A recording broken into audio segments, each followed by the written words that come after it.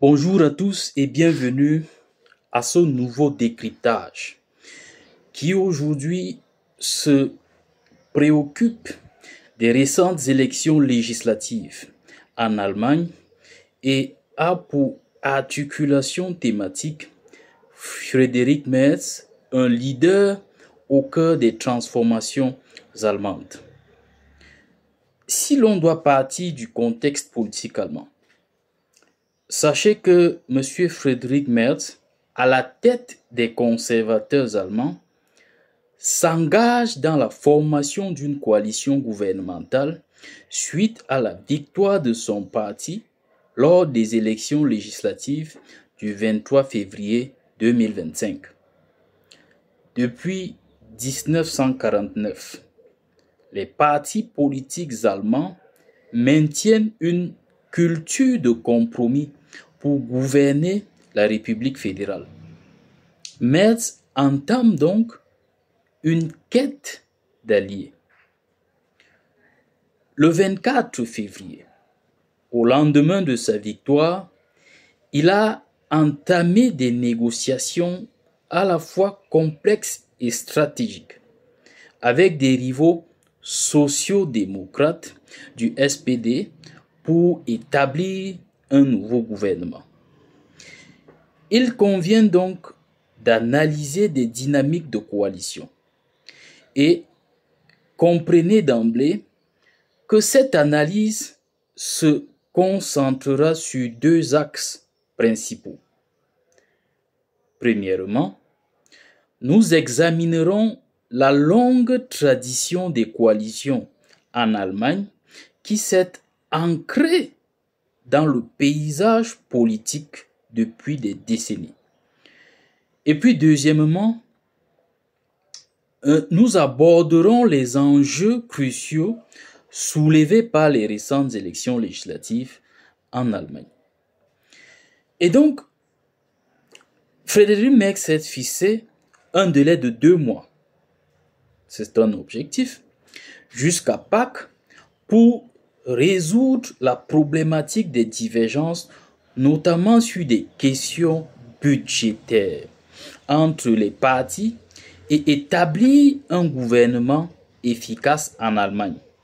Ses partenaires européens suivent d'ailleurs cette évolution avec une attention particulière dans un contexte de tensions croissantes dans les relations transatlantiques exacerbées par, comme vous le savez bien, le retour de Donald Trump au pouvoir aux États-Unis d'Amérique. En initiant des négociations avec les sociaux-démocrates qui ont terminé 3e lors des élections, le futur chancelier allemand vise à garantir le soutien d'une majorité parlementaire au sein des 630 députés nouvellement élus. Cet exercice de coalition représente une pratique courante depuis 1949 en raison d'un système électoral qui rend difficile pour un seul parti d'obtenir une majorité absolue au Bundestag, c'est-à-dire la chambre basse du Parlement allemand. Se pose donc le problème, la question de la grande coalition, c'est-à-dire une alliance stratégique. L'option privilégiée par Friedrich Merz pour garantir la confiance de la majorité des députés est celle de la grande coalition. Nous l'avons dit d'emblée. Et cette alliance repose sur la collaboration des deux principales formations politiques, à savoir les chrétiens démocrates de la CDU, CSU et les sociaux-démocrates du SPD. Ensemble, ces deux partis détiendraient 328 des 630 sièges du nouveau Bundestag, dépassant ainsi la majorité requise, c'est-à-dire 316 sièges. Également désigné sous le thème de coalition noir-rouge, en référence aux couleurs des deux partis, ce modèle a été largement éprouvé dans le passé. La première grande coalition en Allemagne a été formée en 1966 avec le gouvernement dirigé par Kurt George Kissinger qui rassemblait la CDU, CSU et le SPD, totalisant plus de 90% des sièges au Bundestag. Vous voyez, cette alliance a pris fin en 1969 lorsque les sociaux-démocrates ont choisi de s'associer, de synergier aux libéraux du FDP pour gouverner sans les conservateurs. Ce schéma a également été adopté par Angela Merkel durant ses mandats, à l'exception de la période de 2009 à 2013. Souvenez-vous, cette fameuse exception où elle a dirigé un gouvernement constitué par la CDU-SCU et le FDP. Friedrich Merz, ancien rival d'Angela Merkel, aspire également à établir une alliance stratégique avec le SPD, ayant explicitement écarté toute possibilité de collaboration avec l'extrême droite de l'AfD. Cependant, le fossé entre les conservateurs et les sociaux-démocrates s'est élargi depuis que Merz a pris ses distances avec une ligne centriste, adoptant une position plus radicale sur des questions telles que l'immigration illégale. Ainsi, le FDP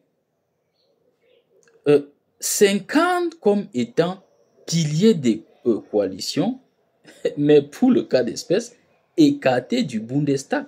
Le Parti libéral-démocrate FDP, historiquement reconnu comme le troisième parti en Allemagne, a joué un rôle central dans la formation et la dissolution de plusieurs gouvernements. Les libéraux ont souvent formé des alliances avec les conservateurs, établissant ainsi des coalitions noires-jaunes pendant environ 25 ans au total. De plus, le FDP a été un acteur clé dans les gouvernements dirigés par le SPD, participant à des coalitions sociales libérales de 1969 à 1982, puis de 2021 à 2024, avant de se retirer de la coalition tripartite d'Olaf Scholz, ce qui a conduit à des élections anticipées. Rappelez-vous que les récentes élections ont été anticipées par celui qui désormais sera l'ex-chancelier allemand Olaf Scholz. Cependant, cette fois-ci, les libéraux ne pourront pas assister Friedrich Merz dans la construction de sa future coalition gouvernementale. En effet, le FDP, n'a pas réussi à franchir le seuil minimum de 5% des voix nécessaires pour accéder au Bundestag, ce qui signifie qu'il ne dispose de qu'un siège au sein de la Chambre basse. Se pose donc la question de la coalition rouge-verte ou alors feu tricolore éloigné de la majorité. L'alliance entre le SPD et les Verts représente un modèle de coalition déjà expérimenté au niveau fédéral à la réalité. La coalition rouge-verte a permis à Gerhard Schröder, souvenez-vous, de gouverner l'Allemagne de 1998 à 2005, suivi par Olaf Scholz, qui dirige depuis 2021 au sein de la coalition dite du feu tricolore, c'est-à-dire rouge, orange et vert, en collaboration avec le FDP. Donc les Verts ont continué à faire partie du gouvernement d'Olaf Scholz, même après le départ des libéraux en novembre. Cependant, cette coalition sortante ne pourra pas assumer la gouvernance du pays dans le nouveau Bundestag, les deux partis ne disposant que de 205 sièges, bien en deçà de la majorité requise suite à leur revers lors des élections législatives. Si donc Friedrich Merz parvient à obtenir le soutien d'une majorité de députés en s'alliant uniquement au SPD, les Verts seront contraints de retourner dans l'opposition aux côtés des autres formations politiques représentées au Bundestag. Se pose donc la deuxième grande orientation de notre analyse, les enjeux. Et concernant les enjeux, plusieurs défis se posent. Une récession économique imminente, une menace de guerre commerciale avec Washington, ainsi qu'une remise en question du lien transatlantique et du parapluie américain sur lequel Berlin comptait pour garantir sa sécurité. Donc, va se poser le problème du modèle économique allemand qui est frappé de détresse, il est en détresse. Les élections se déroulent à un moment charnière pour l'Allemagne.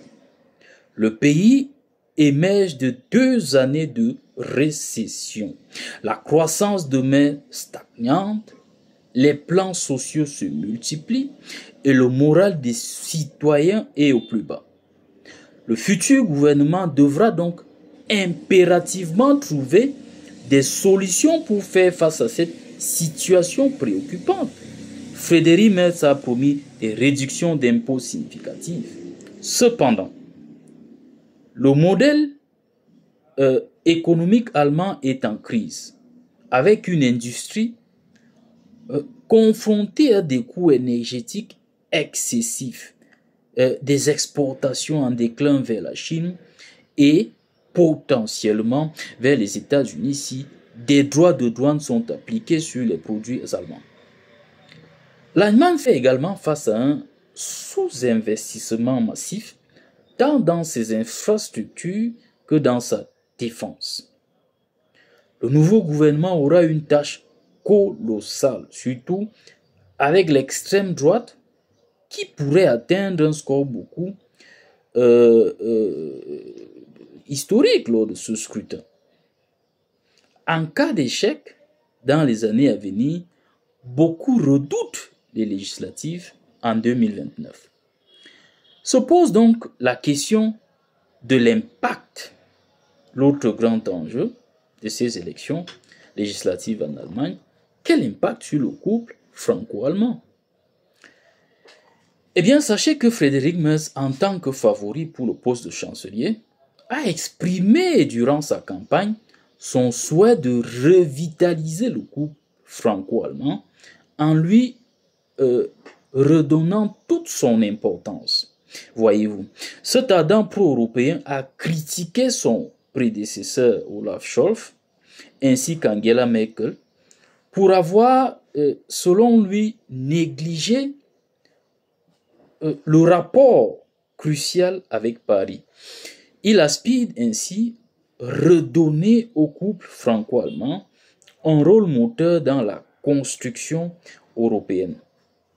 Se pose donc cet autre enjeu, l'évolution de la position allemande sur la guerre en Ukraine.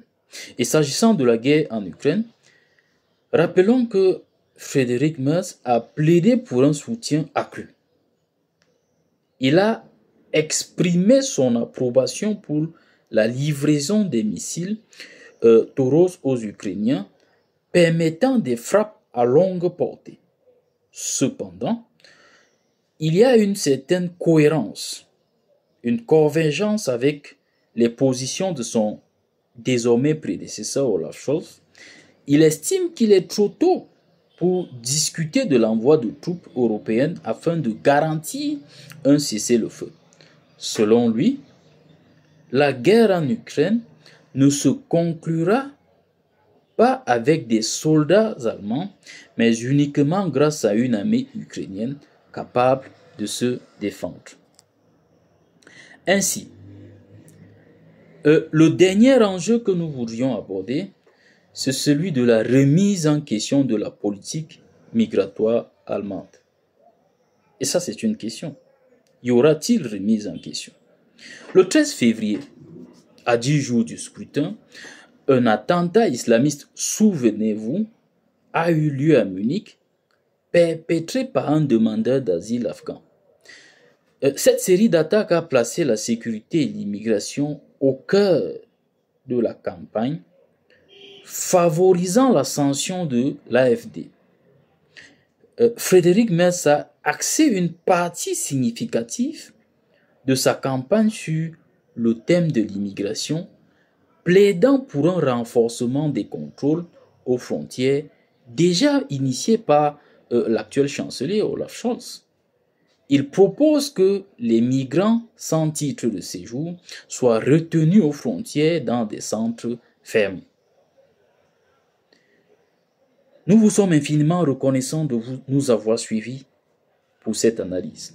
Nous vous invitons à vous abonner à cette page afin de bénéficier de davantage d'analyses objectives et pertinentes sur l'actualité internationale. Une fois de plus, merci et à très bientôt.